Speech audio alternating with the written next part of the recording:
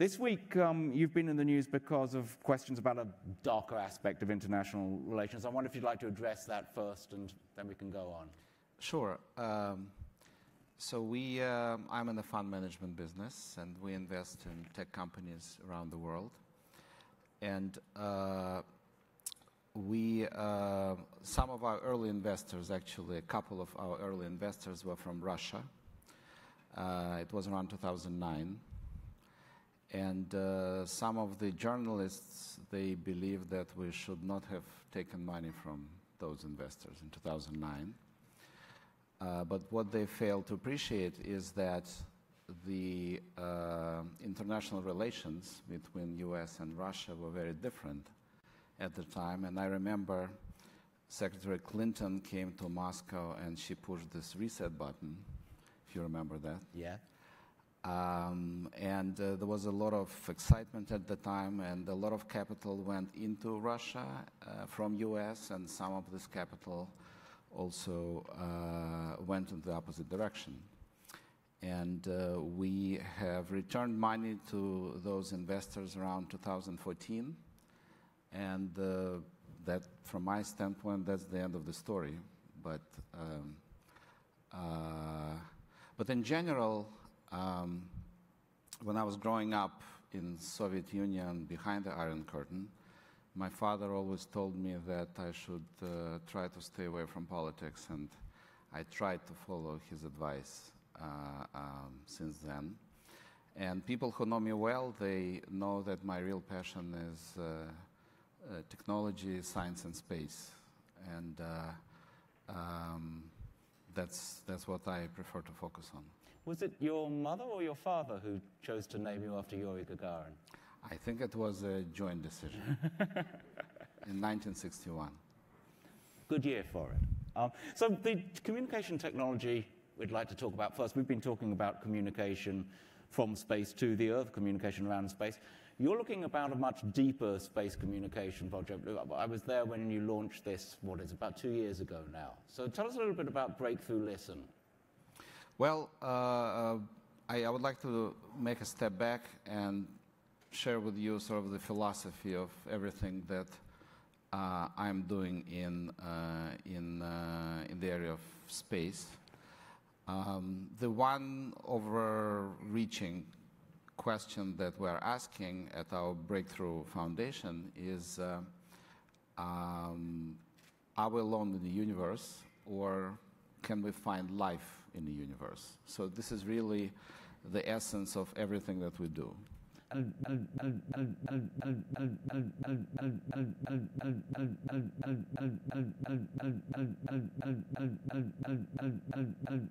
Amazing answer, whatever the answer is. Right. If we are not alone, obviously it's probably one of the biggest discoveries ever. And if it will be increasingly likely over many years of observations that we are alone, then it means that we need to kind of put our act together here on our planet. So, having said that the overall focus is life in the universe, I think the first of the actual projects you started was the LISTEN project, yeah? Yes. So this is really an attempt to find a extraterrestrial civilization through scientific observations in radio spectrum and also in optical spectrum. And we have been doing this for about 2 years now. In radio spectrum area, we work with a number of largest telescopes in the world. The first one we launched was Green Bank Observatory in US. The second was Parkes Observatory in Australia. And we are also in conversations with the so-called SKA telescope, Square Kilometre Array, which is based in South Africa and Australia. And then we also signed a memorandum of understanding with the largest Chinese telescope called FAST. That's far more telescope time than has ever been given to SETI before. Right. So SETI is Search for Extraterrestrial Intelligence, and this is the essence of this project. So while looking for a possible signal from a developed civilization that would be developed enough to have radio capabilities, as well as optical, laser capabilities. And we are looking at a much broader spectrum than ever before, as well as because of the progress in hardware and software, we can now analyze and process those signals much faster. So overall, on any given day of observations, we see as much as any previous search in a year, roughly speaking. Right. And is that continuing to accelerate? Yes. So we have covered so far, we have almost completed a survey of 2,000 nearby stars between sort of a few light years and 150 light years. And the publication is coming to reflect that. So in the 2 years of observations, we have found about 11 suspicious signals, but they've all been ruled out with more sort of careful observations. What's your protocol if you don't rule something out? Well, the protocol is basically to go and check again a few times and then share this information with scientific community so that they can also check it. The example of this cooperation is actually around the so-called FRBs. Mm-hmm. This stands for fast radio bursts. And in looking for those narrow band signals from extraterrestrial civilization, we actually found something we have not been looking for, which is radio signals from those mysterious objects that are called FRBs. And those objects are located 3 billion light years away from us. And we have been able to identify characteristics of those objects that were not clear from previous observations. It's a wonderful example of the fact that, if you look in a new domain, a new time domain or a new frequency domain, you quite often find something completely different, like the original discovery of gamma ray bursts from looking for nuclear tests.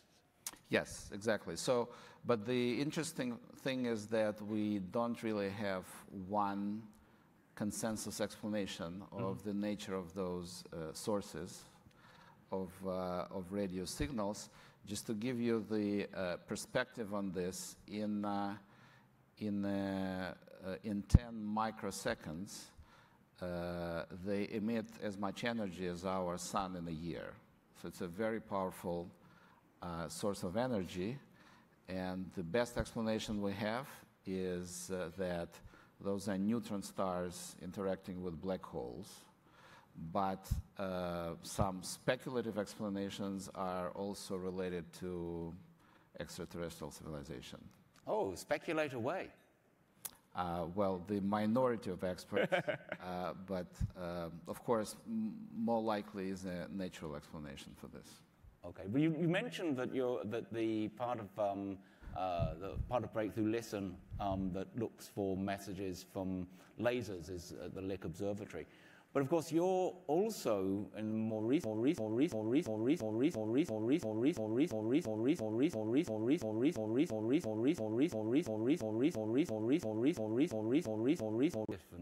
you could see such a laser. Yeah. What do you want a 100-gigawatt laser for? Well, this is another project that we are beginning to fund, and this is called Starshot. And this is the first sort of practical attempt to develop an interstellar mission, but very different from anything that people were really thinking about, because it's a very small spaceship, about a few gram mass and small size, but the one that you can push with the Photon engine, which sits on the ground. And with enough luck and energy, you can accelerate it to about 20% of speed of light. And with that type of speed, this small spaceship can reach the nearest star in about 20 years. So we have identified, so we announced this project about a year ago together with Stephen Hawking. And recently he really likes to talk about this as sort of one of the ways out for our civilization to survive. And the combination of technological advances in the last 10 years actually allows us to practically approach this. And we're focusing on 3 areas mostly. One is the photon engine itself. And we have launched the request for proposals from academic community and engineering community. And we have received a few dozen proposals. We have selected about 10. So this is in solid-state lasers, or? Yes. Well, you need a lot of lasers, and you need to what is called phase log them, so that they effectively create one big laser. So this is already practically funded initiative. And then the second one is called SAIL project. So we need to design a material that doesn't exist yet for the sail to be pushed by this beam of light from the ground. And then the third project that we will fund in 2018 is going to be a communication project on going into details on how can you communicate and send images back from Alpha Centauri at interstellar scale. And we were hearing earlier when we were talking to Steve Jurvetson about the idea that one of the things about the rescoped version of the BFR that Elon Musk's now talking about, BFR, not FRB, is that it's useful from day one. Are there any sort of like near-term applications to things like a photon drive like that, or such a material? Yes, there would be.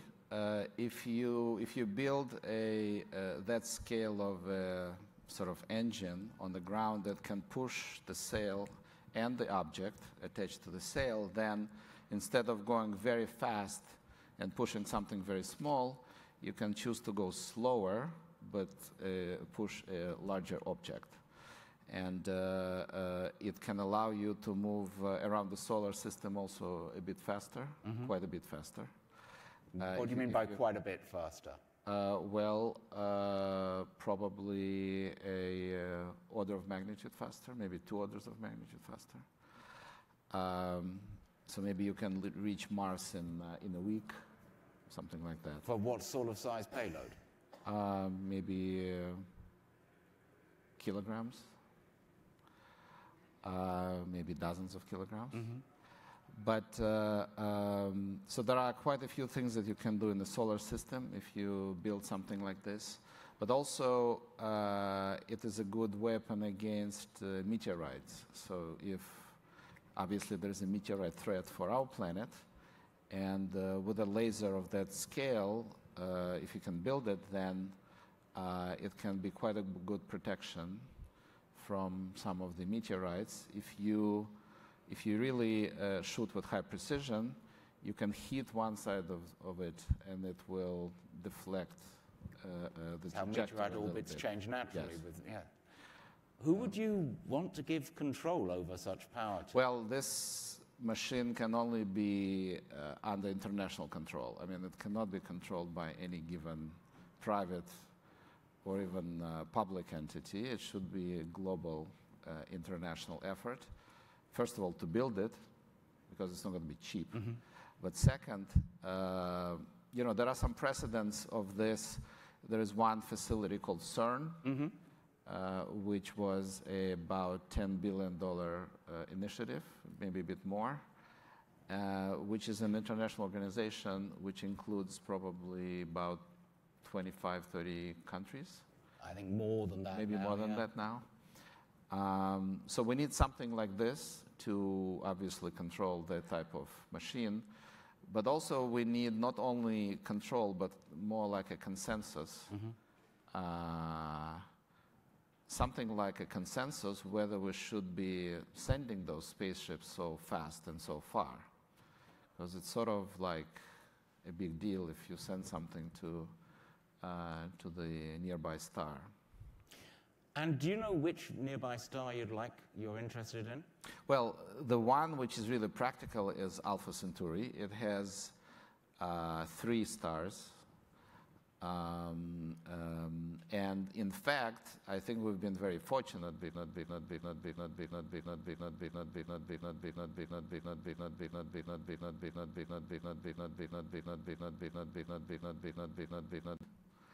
And the star is in so-called habitable zone, and it means that it can have liquid water on the surface. So we basically already have a target. But 4 light years, if you move at 20% of speed of light, it takes 20 years to get there. You know, if you take some more remote stars, then it takes more like 100 years to get there. And 100 years is a bit too long to have a serious conversation. A little too long. But I understand that also so we've talked about Breakthrough Starshot and Breakthrough Listen. More near term is actually looking for some of the targets that you might go to. Tell me a little bit about that. That's the third leg of the tripod is Breakthrough Watch, yes? Exactly, yes. So it's Listen, Starshot, and now Watch. And the Watch is something much more near-term and practical, where we fund an upgrade of certain telescopes. One of them is VLT in Chile. And the idea is to make it so that after this upgrade, those telescopes can observe some nearby stars and be able to take direct images of the planets around those stars. And if you take direct image, there's a possibility to see maybe the atmosphere and the composition of the atmosphere and things like that, at least preliminary. And then another initiative that we're funding with Sydney University is to potentially develop a small-scale space-based telescope with the same goal, to be able to take some images of the planets that are orbiting nearby stars. How far along is that part of the project?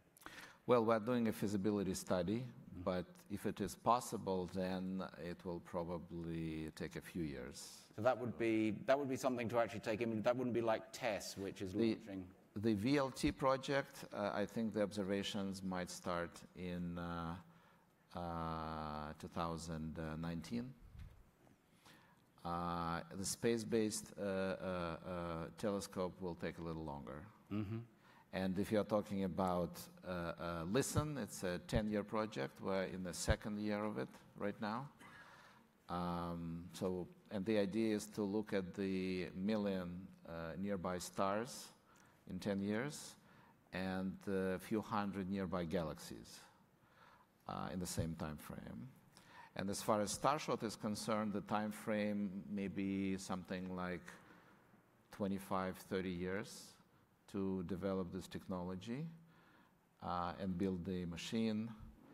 Again, if the feasibility study is, promising enough. I think when you originally talked about it, you talked about there being 20 potential showstoppers. Yes, but the 3 main ones are the ones that we are trying to solve right now. I think if we solve the 3 main ones, the rest will probably not be so serious anymore. So I think the feasibility study will probably take about 5 years.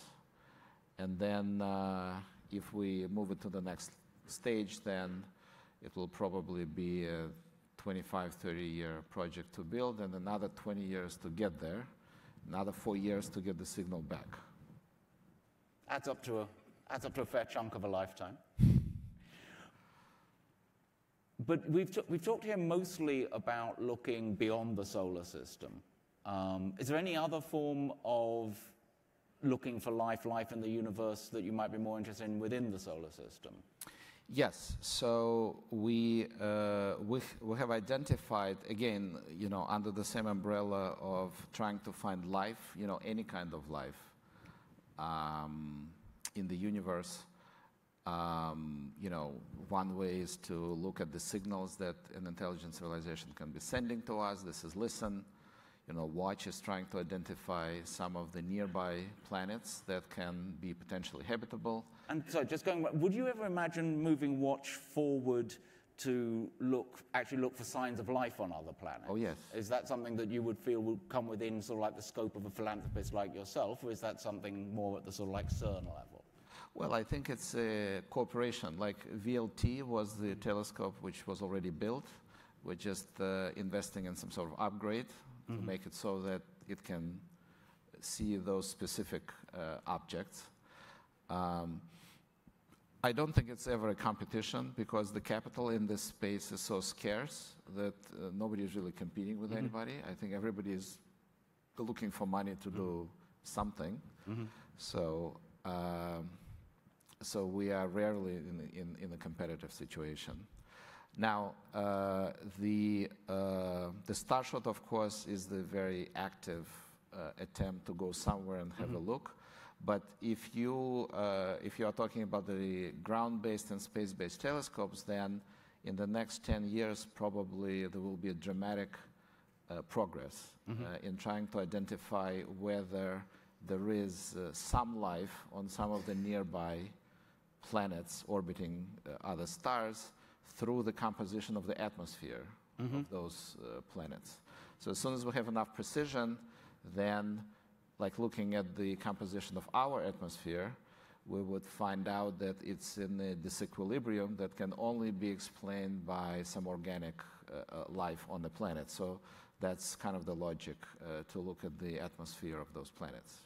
And are you sure that the scope for progress in telescopes in the solar system isn't greater than, could you find yourself being able to learn more about those planets from back here than by sending a tiny little wisp past them? Not really. If you are able to go there, it's always more interesting to go there because the telescopes of comparable sensitivity would be probably a few hundred kilometers, and in space. You need to put it in space, and those would be very expensive pieces of equipment to assemble in space. But I'm not saying that one replaces the other. I think eventually we will probably be capable of doing this. And if there is a civilization which is even 1,000 years more advanced than ours, and 1,000 years is a very small fraction of the time that our universe exists, then they would probably be able to build those telescopes, and they would probably know already now that we exist. Because for about maybe even already 3 billion years, we have organic process on our planet. And it's enough time for this information to spread, billion light years out. So if somebody had a decent equipment 1 billion years ago, they would know that something interesting is taking place on this planet. No, I just like the very idea that there's an issue where building a 0.2C Starship is the cheaper alternative to just building the telescope. It is actually a cheaper alternative, only if you're talking about nearby stars, right? If you think about going across the galaxy, then if we're only going to talk about nearby stars, but actually, let's come a bit nearer, because I know that you're also interested in. There are various places other than the Earth in the solar system where one might look for life, and you're interested in perhaps exploring some of those. Yes, but just I thought about something else interesting that you might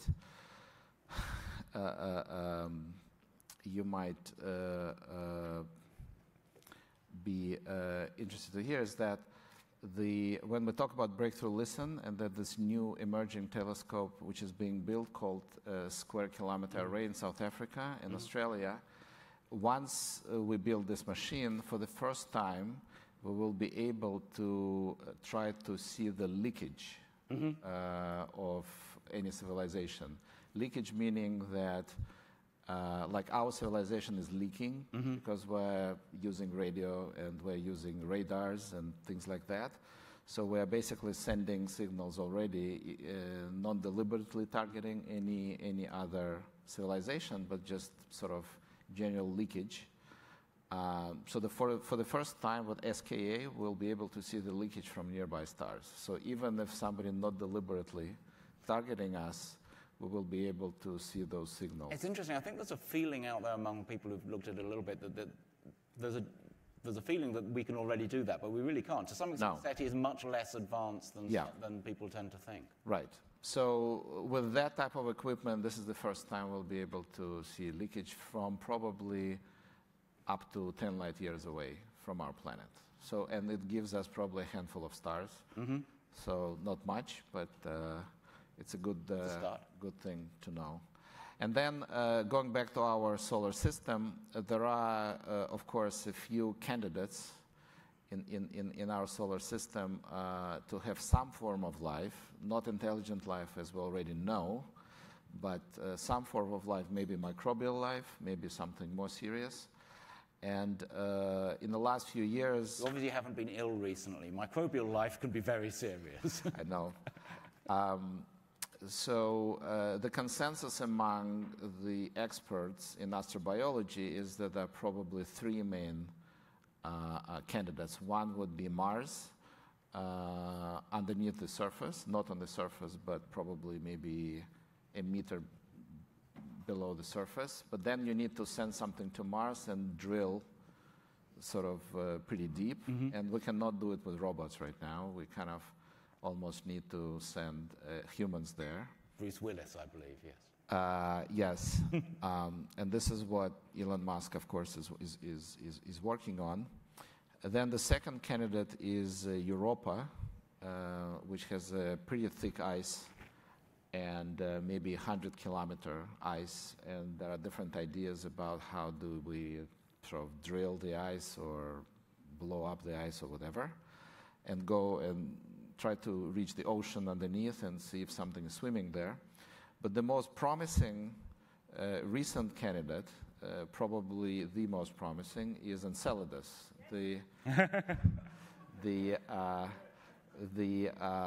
one of the moons of Saturn. And it was just recently discovered that there are some promising organic signals coming out of the plume of Enceladus. So the good news about Enceladus is the plume. So just to be clear to people who aren't chemists about this, organic here meaning complex molecules, not necessarily meaning life. Yeah, exactly. But we already have seen that there are these big plumes that are always sort of shooting a couple 100 kilometers up. And we've already been able to go through the plume and see some early signs encouraging that would basically means that we should keep looking. And then there are different ideas floating around on how do we send a mission to Enceladus to basically do a more thorough investigation of the plume to see maybe there are some amino acids there or something of that nature that would be kind of a smoking gun for life below the ice of Enceladus. And what we have been thinking about recently, so we formed a sort of a little workshop around this idea. Can we design a low-cost, privately funded mission to Enceladus, which can be launched relatively soon, and that can look more thoroughly at those plumes to try to see what's going on there, ahead of a more expensive mission that NASA is considering right now, which might take, maybe 10 years to launch. And, when you say look at, do you mean remote sensing or actually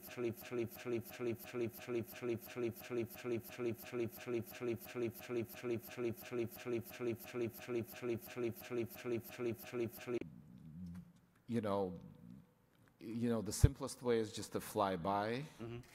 If you want to slow down, you need to make a few rounds around Saturn.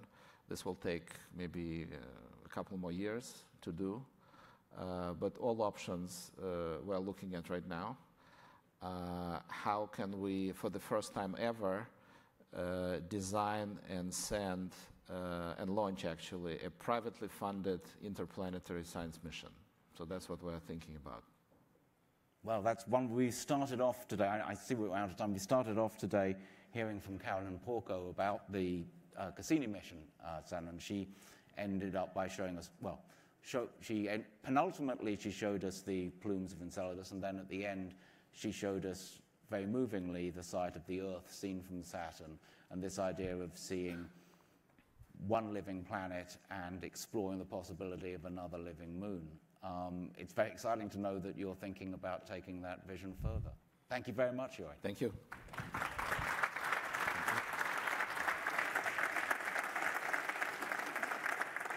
Tom. Right, well, that brings us to the end of our day, so I'm going to just sort of wrap up. I hope you don't mind if I do this while sitting down, but I'm being, again, roasted by these lights. Ollie just touched on the fact that there's been a very nice